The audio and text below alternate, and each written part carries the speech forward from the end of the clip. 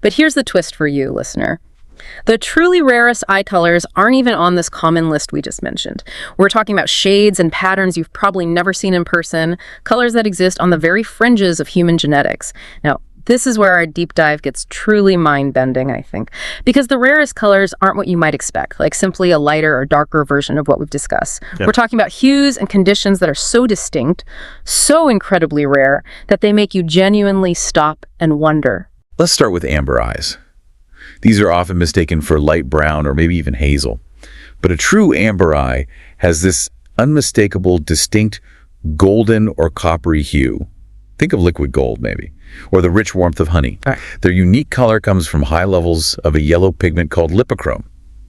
To give you a better idea, lipochrome is the same kind of pigment that gives color to things like egg yolks or the vibrant orange of a carrot.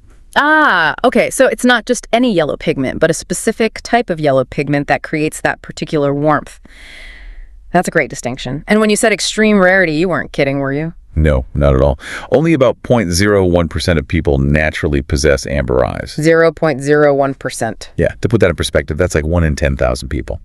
And it's true, they often have this striking, almost primal depth to them, a gaze reminiscent of the eyes you might see in wolves or maybe big cats. It's that clear, singular golden tone, without the flecks of green or brown you'd typically see in hazel eyes. That's an incredibly small fraction of humanity.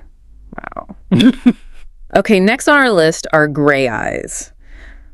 For a long time, I, like many people probably, thought they were just a lighter shade of blue. But that's not quite right, is it? What exactly makes a gray eye gray?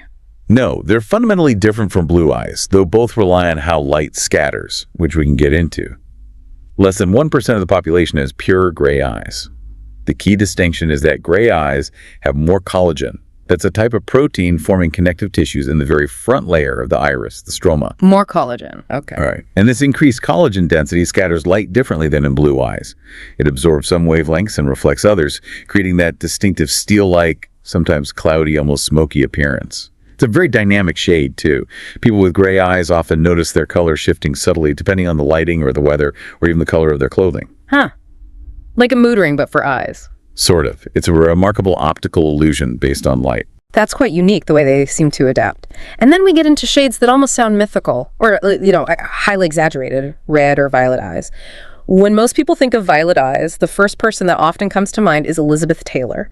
What's the actual reality behind those stunning, often talked about colors? Yeah, the Elizabeth Taylor thing is famous, but red or violet eyes are indeed extremely rare, and they are seen almost exclusively in people with a specific genetic condition.